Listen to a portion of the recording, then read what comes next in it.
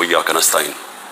आज मैंने FIA inquiry के अंदर हिस्सा लिया और मैंने आपको कल भी बताया था कि जो FIA इंक्वायरी है ये ज़रूर करें, लेकिन इसमें साबित होगा इंशाल्लाह कि कोई कानून पाकिस्तान का मैंने नहीं तोड़ा। जो सीक्रेसी एक्ट होता है पाकिस्तान का वो इसके अंदर बिल्कुल मेरे पे लागू नहीं होता। और वही मैंने बातें आज वहाँ जाके की। मैंने उनको समझाया कि जो साइफर होता है, साइफर एम्बेसडर जो भेजता है फॉरेन ऑफिस में, वो जिस खुफिया कोड में आता है वो फॉरेन ऑफिस में रह जाता है। जो prime minister, president, army chief, DGISI और जो कैबिनेट के सेक्रेटरी के पास आता है, वो सिर्फ जिसको पैराफ्रेज कहते हैं, यानी उसका मफहूम आता है, या उसके अंदर सीक्रेट कोड नहीं होती जो हमारे पास आता है। सीक्रेट कोड सिर्फ फॉरेन ऑफिस के पास रह जाती है।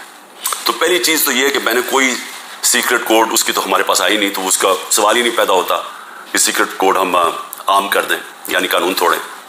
दूसरी चीज मैंने उनको ये समझाया कि जो प्राइम मिनिस्टर होता है वो नेशनल सिक्योरिटी काउंसिल कॉल कर सकता है। नेशनल सिक्योरिटी काउंसिल में सारे सर्विस चीफ्स होते हैं, army chief, air force, joint chief और नेवी के चीफ, ये सब बैठे होते हैं उसमें।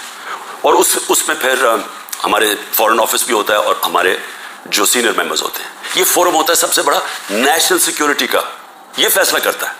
इसके सामने मैंने वो आके रख दिया साइफर, यानी उसका जो मफहूम था। वो फैसला करता है कि अमेरिका को पाकिस्तान के मामलों में मुदाखलत करने के लिए हम प्रोटेस्ट करेंगे, डिमार्च देंगे। वो सबसे बड़ा फोरम फैसला करता है। तो जब उसने फैसला कर दिया डिमार्च देने का, तो ये भी आज किस चीज पर डिमार्च देना था? क्योंकि उन्होंने धमकी दी पाकिस्तान के प्राइम मिनिस्टर को, एम्बेसडर को उसने धमकी दी डोनाल्ड डूर के, अगर इसको हटाओगे नहीं तो पाकिस्तान के लिए बड़ी मुश्किलात होंगी। ये था उसका।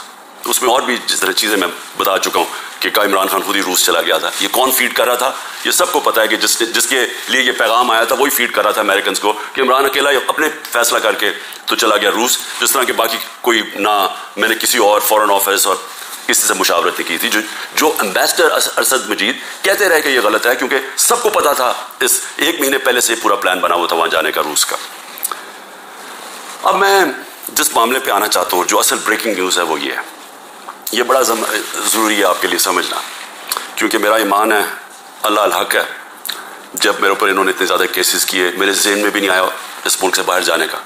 जिस तरह आपको पता है, यहाँ जैसे ही इक़्तिदार से उतरते हैं तो सीधी जाते हैं जिधर इनके पैसे पड़े होते हैं, जिधर इनके बड़े बड़े महलात होते हैं, जिधर चोरी का पैसा वहाँ भेजते हैं, ये सारे बाहर भाग जाते हैं। नवाज शरीफ, जरदारी, ये सब, उनके नीचे वजीर भी बाहर भाग जाते हैं जिनको डर हो कि उन्होंने पैसा चोरी किया। लेकिन मैंने तब से कहा था कि मैं यहीं रह के सारे केस लड़ूंगा, और क्योंकि मेरा अल्लाह में पूरा ईमान है। इज्जत वो देने वाला है, जिल्लत भी उधर से ही आती है, वो आती है इंसान के अमाल की वजह से। तो अगर मेरा ज़मीर कहता है कि मैंने कोई गलत नहीं किया, तो मेरा ये ईमान है कि ऊपर वाला मुझे ना कभी जलील होने देगा, ना कोई मुझे जलील कर सकेगा। और सच वो है, अल हक है, और वो सच सामने आना है। अब ये जरा सच सामने क्या आया, मुझे चेयरमैन नैब ने, और जिसके ऊपर मैंने हरजाना किया हुआ है, उसने जो मेरे वारंट वाले और जिस तरह मुझे कमांडोज ने मुझे वहां से उठाया इस्लामाबाद हाई कोर्ट से, सारी दुनिया में बताया गया जिस तरह मुजरमों की तरह, और डंडे मार के और मार धाड़ करके मुझे वहां से लेके गए, तो सारी दुनिया में बताया गया कि इमरान खान को करप्शन में उठाया गया। याद रखें कि मुझे दुनिया जानती है क्रिकेट के ज़माने से, और क्रिकेट के ज़माने से जो दुनिया जानती है वो इमरान खान, जिसके ऊपर कभी लोगों के ऊपर मैच फिक्सिंग का आया, इमरान खान के ऊपर कभी किसी ने मैच फिक्सिंग नहीं कहा। और इमरान खान को क्रिकेट की दुनिया जानती है, जिसने 200 साल क्रिकेट की तारीख में न्यूट्रल अंपायर लेके आया, कि वो अगर जीतना चाहता था तो ईमानदारी से जीतना चाहता था, अपने अंपायर साथ मिला के नहीं मैच जीतना चाहता था। और ये इस तरह मुझे जानती थी, इसलिए इज्जत करते थे। अब आप ये देखें कि सारी दुनिया में गया कि इमरान खान करप्शन पे पकड़ा गया। अब दूसरी चीज ये देख लें कि पाकिस्तान की तारीख का सबसे ज्यादा, अगर इन पाकिस्तानी कौम ने किसी को अपने पैसे से ट्रस्ट किया है, जिसको इत्मीनान है कि वो पैसे उनकी चोरी नहीं करेगा, वो इमरान खान है। जितना पैसा मुझे दिया गया है, लोगों ने अस्पताल बनाने में, अस्पताल चलाने में, दूसरा अस्पताल, तीसरा अस्पताल जो अब इंशाल्लाह कराची में बन रहा है, और फिर नमल यूनिवर्सिटी, और फिर ये अल-कादर यूनिवर्सिटी, ये सारा लोगों के पैसे पे, क्योंकि लोग इत्मीनान करते हैं।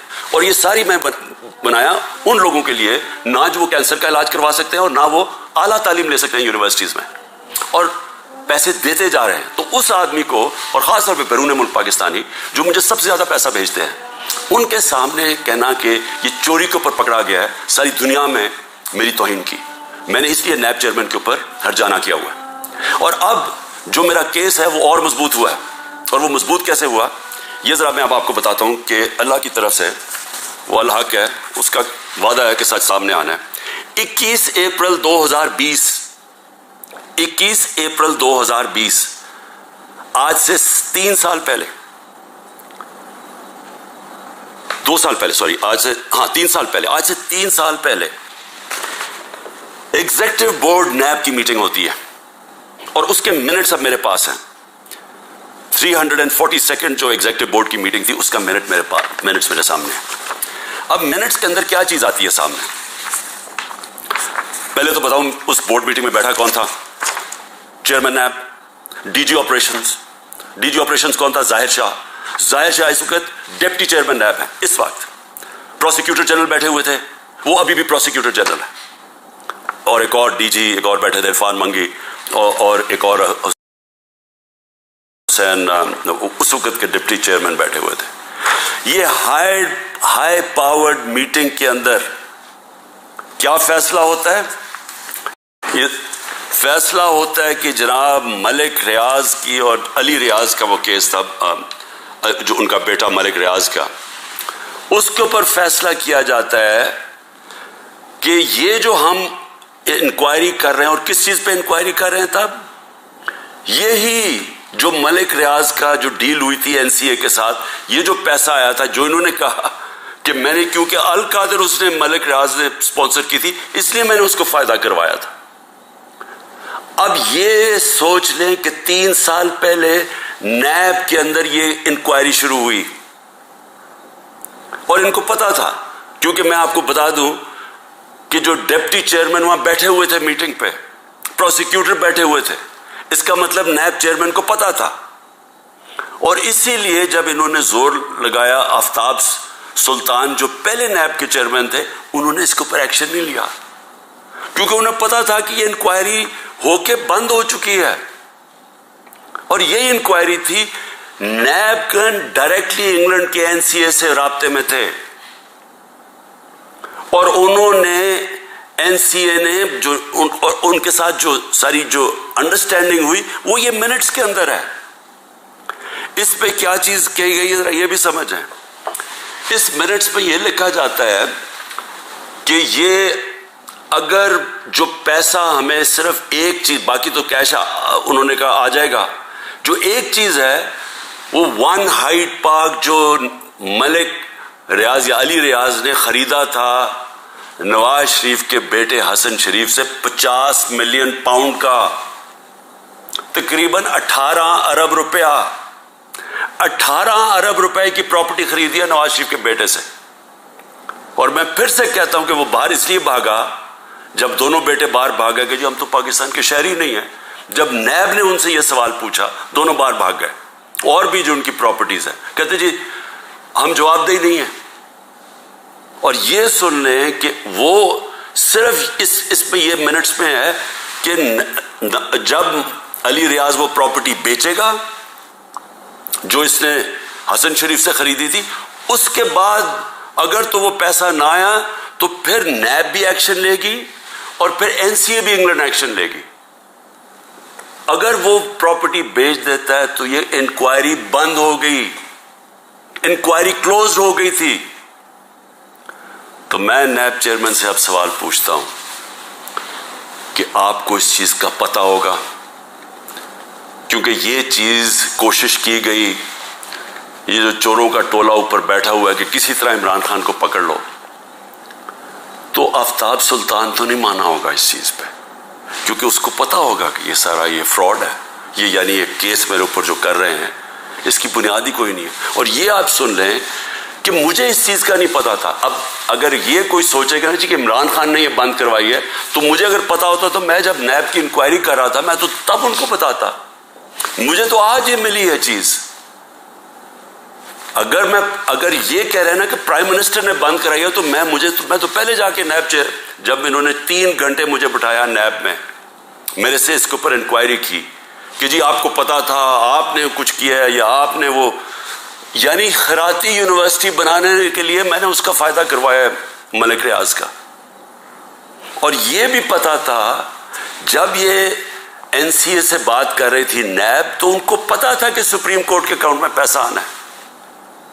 उनको ये भी पता, क्योंकि अरेंजमेंट ये थी, तो उनको तब भी पता था। यानी जब आज से 3 साल पहले इंक्वायरी थी, तो ये नहीं था कि उनको नहीं पता सुप्रीम कोर्ट में पैसा आना है, यानी उनको गवर्नमेंट ऑफ पाकिस्तान में, जो अब आप कह रहे हैं। और सबसे बड़ी बात यह कि क्यों नहीं है गवर्नमेंट, अगर अब तो पैसा पाकिस्तान आ गया, हमारे सामने तो यह था कि जनाब अगर आपने ये इनकी एग्रीमेंट जो एनसीए की और रियाज फैमिली की एग्रीमेंट थी, अगर आपने इसको ना माना तो फिर आपको केस करना पड़ेगा लंदन में कि क्या ये पैसा जो रुका हुआ है 190 मिलियन पाउंड, ये वाकई मनी लॉन्ड्रिंग का है।